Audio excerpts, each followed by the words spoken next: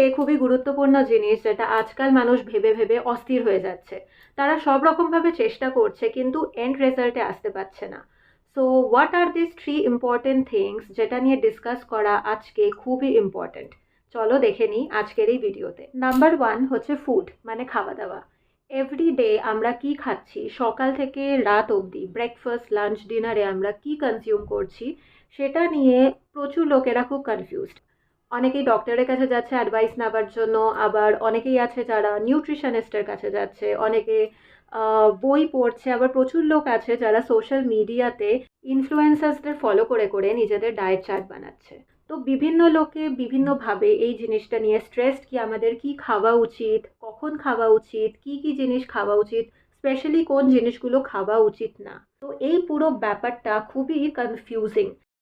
Most dangerous হচ্ছে blindly social media follow করা। আমরা প্রচুর ইনফ্লুয়েন্সার্সদের পেয়ে যাব যারা অনেক ডায়েট চার্ট এবং অ্যাডভাইসেস দেয়, যেটার আদেও কোনো সাইন্টিফিক এভিডেন্স আছে কিনা there is no guarantee. So without any scientific proof or logic blindly এই অ্যাডভাইসগুলো ফলো করা আমাদের পক্ষে একদমই উচিত না। অ্যান্ড রিসেন্ট স্টাডিজ হ্যাভ শোন কি টিনেজার্স এবং ইয়াং অ্যাডাল্টসরা আর very much influenced by social media. এই টপিকে তোমরা আরেকটু স্টাডি করলে বুঝতে পারবে কি সোশ্যাল মিডিয়া কোন নেগেটিভলি আমাদের ইম্প্যাক্ট করে।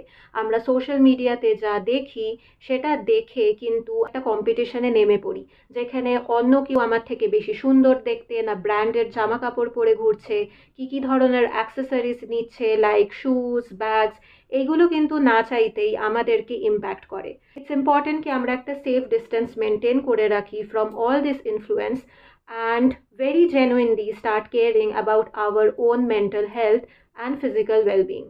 আমরা সবাই ডিফারেন্ট ডিফারেন্ট কালচারাল ব্যাকগ্রাউন্ড থেকে এসেছি, তো স্বাভাবিকভাবে আমাদের লাইফস্টাইলও ডিফারেন্ট।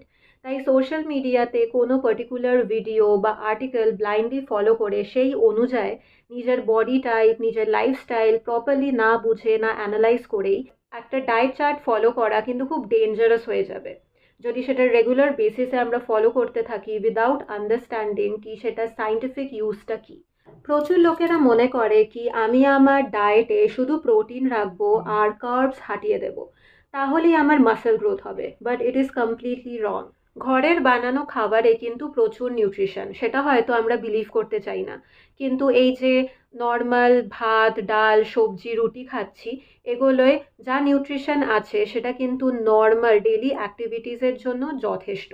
এবার আমি যদি হঠাৎ করে ডিসাইড করি কি আমি পুরোপুরি কার্বস হাটিয়ে দেব, মানে রুটি আর ভাত খাবো না, পুরোটাই প্রোটিনের ওপরে থাকবো, তাহলে কিন্তু সেইভাবে আমাকে এক্সারসাইজও করতে হবে। প্রোটিন যতটা ইম্পর্টেন্ট, কার্বোহাইড্রেট কিন্তু ততটাই ইম্পর্টেন্ট। তো এই প্রোটিন আর কার্বসের লড়াইতে নিজেকে ফাঁসিও না, take best advice and follow it. আর সব থেকে ইম্পর্টেন্ট হচ্ছে এক্সারসাইজ, যেটা নাম্বার টুতে আসছে আর যেটার ব্যাপারে আমি এরপর ডিসকাস করব। যদি তোমার বডি টাইপ অনুযায়ী বা লাইফস্টাইল অনুযায়ী তোমাকে শুধু প্রোটিন কনজিউম করতে বলে, তাহলে অবশ্যই সেটা ফলো করো, কিন্তু তার সাথে প্রপার এক্সারসাইজ খুবই দরকার। বিকজ আমাদের মাসেল গ্রোথ তখনই হবে যখন আমরা রেগুলার এক্সারসাইজে যুক্ত থাকবো। প্রতিদিন সকালে উঠে একটু ওয়ার্ম আপ করা, এক্সারসাইজ করা, every day at least 30 to 40 minutes এক্সারসাইজে এঙ্গেজ থাকা কিন্তু খুবই ইম্পর্ট্যান্ট। আর এখনকার যুগে সোশ্যাল মিডিয়া একটা আলাদাই অ্যাট্রাকশন, কিন্তু প্রচুর লোকেরা আছে যারা এই সোশ্যাল মিডিয়া এতটা ব্লাইন্ডলি ফলো করছে যে তারা ডেলি অ্যাক্টিভিটিসের সাথে কিন্তু তাল মিলিয়ে চলতে পারছে না। স্পেশালি টিনেজার্সদের মধ্যে নিজেদের বডি নিয়ে একটা ইনসিকিউরিটি বিল্ড আপ হচ্ছে। নিজের ফিগার বা কোনো বডি পার্টকে নিয়ে অত্যাধিক concern can lead to a psychological disorder, যেটাকে বডি ডিসমরফিক ডিসঅর্ডার বলে, BDD, which is very common among teenagers and young adults. এটা হওয়ার চান্সেস কিন্তু খুব বেড়ে যায়, বিকজ যখন তুমি সোশ্যাল মিডিয়াতে এঙ্গেজ হচ্ছ আর তুমি দেখছো যে আরও অনেক ছেলে মেয়ে আছে যাদের ফিগার অনেক সুন্দর, তাদের দেখতে আরও সুন্দর, তখন তুমি সামহাউ আনইনটেনশনালি একটা কম্পিটিশনে নেমে পড়ছো। তখন বেশি করে এক্সারসাইজ করা, বেশি করে ডায়েট ফলো করা, ইভেন খাওয়া দাওয়া ছেড়ে দেওয়া, এটা তো খুব কমন আমরা দেখতে পারি প্রচুর ছেলেমেয়েদের মধ্যে এখন তো চলছে। And this is because of social media and the influencers, specially যাদের কোনো এক্সপিরিয়েন্স নেই আর তারা শুধু নামেই নিউট্রিশনের ওপর বা হেলথের ওপর অ্যাডভাইসেস দিতে থাকে। তো খুবই সতর্ক থাকতে হবে আমাদের, আর বুঝতে হবে কাদের অ্যাডভাইস ফলো করা উচিত আর কাদেরটা না। সো তোমরা যারা নিজেদের হেলথ নিয়ে খুব সচেতন, ইট ইজ ভেরি গুড, কেন কি এই বয়স থেকেই একটা প্রপার কেয়ার খুবই দরকার if you want a very healthy and fit body. কিন্তু তার জন্য প্রপার খাওয়া দাওয়া আর নাম্বার টু হচ্ছে প্রপার এক্সারসাইজ, এই দুটো কিন্তু খুবই গুরুত্বপূর্ণ। তাই কোনো খাবারকে কম্প্রোমাইজ করে বা কিছু স্যাক্রিফাইস করে কিন্তু কখনোই তোমরা প্রপার ফিজিক্যাল হেলথ অ্যাচিভ করতে পারবে না। আর যখন দেখছো কি এই ফিজিক্যাল হেলথ মেনটেন করার চক্করে it is stressing you out and you are becoming very frustrated, তখন বুঝবে কি তোমার এই প্ল্যানটা ইজ নট ওয়ার্কিং আউট। কেন কি যেইটার কারণে তুমি স্ট্রেস ফিল করছো আলটিমেটলি সেটা করে কোনো লাভ নেই।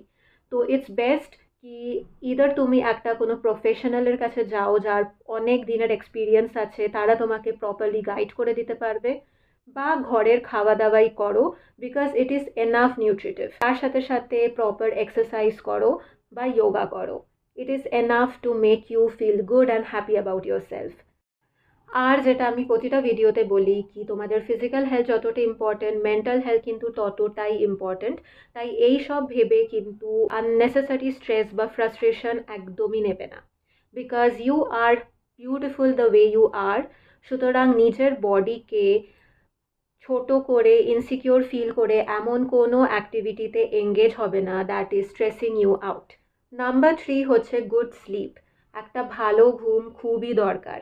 Every day 7 to 8 hours undisturb sleep, because sleep এমনই একটা সময় যেখানে তোমার বডি একটা কমপ্লিট রেস্টে যায়। সারাদিন ধরে তোমরা যা যা খাবার খেয়েছো সেটার নিউট্রিশন যাতে প্রপারলি অ্যাবজর্ব হয়, তোমরা এক্সারসাইজ করেছো তার জন্য প্রপারলি যাতে মাসেল বিল্ড আপ হয়, সেই সময়টা বডিকে দিতে হবে। তোমরা যদি ডিস্টার্ব স্লিপে চলে যাও, যেরকম 2 ঘন্টা ঘুমালাম আবার উঠে পড়লাম আবার 3 ঘন্টা ঘুমালাম, এরকম যদি ইনস্টলমেন্টে তোমরা ঘুমাও তাহলে কিন্তু বডি প্রপার রেস্ট পাবে না। তখন it will affect you physically and mentally. তো তোমরা যদি ফিজিক্যালি ফিট অ্যান্ড ফাইন থাকতে চাও, ইমোশনালি হেলদি থাকতে চাও, সাইকোলজিক্যালি ফিট থাকতে চাও, ইট ইজ ইম্পর্ট্যান্ট কি এই তিনটে গুরুত্বপূর্ণ জিনিস নিয়ে তোমরা কিন্তু খুব সিরিয়াস হয়ে যাও। তোমাদের সবার যদি আমার এই ভিডিওটা ইনফরমেটিভ লেগে থাকে আর মনে হয় কি এটা একটা পজিটিভ ভ্যালু অ্যাড করেছে তোমাদের লাইফে, তাহলে অবশ্যই কিন্তু কালার বাকেটকে লাইক, ফলো আর শেয়ার করে দিও। আর প্লিজ কমেন্টে জানিও তোমাদের যদি অন্য কোনো কোয়েরি থাকে রিলেটেড টু দিস টপিক। তো প্রপার খাওয়া দাওয়া, proper exercise and proper slip, এই তিনটে গুরুত্বপূর্ণ জিনিস নিয়ে কিন্তু প্রচুর মানুষ কনফিউজ থাকে কি তারা এটা করছে তো ঠিকই কিন্তু রেজাল্ট আসছে না। রেজাল্ট এই কারণে আসছে না বিকজ হয়তো তোমাদের একটু মডিফিকেশন দরকার। তো ওইটা করতে হলে কিন্তু তোমাদের বুঝতে হবে তোমাদের বডি টাইপ কী, তোমাদের লাইফস্টাইল কী। ফিজিক্যাল অ্যান্ড মেন্টাল ওয়েলবিং এমন দুটো জিনিস যেটা নিয়ে কোনোভাবেই কম্প্রোমাইজ করা যাবে না। তাই আমি এই ভিডিওটা নিয়ে আজকে ভাবলাম আলোচনা করি because it is a very important topic, আর আমার এই মেন্টাল হেলথ অ্যাওয়ারনেস সিরিজে এটা একটা গুরুত্বপূর্ণ পয়েন্ট। সো প্লিজ তোমরা সবাই take care of yourself and take care of your physical and emotional wellbeing, because দুটোই কিন্তু ইকুয়ালি ইম্পর্ট্যান্ট। আর তোমাদের যদি কোনো ধরনের কোয়েরি থাকে তোমরা অবভিয়াসলি প্রফেশনাল হেল্প সিক করতে পারো। সবাই খুব ভালো থেকো, দেখা হচ্ছে শিগগিরই।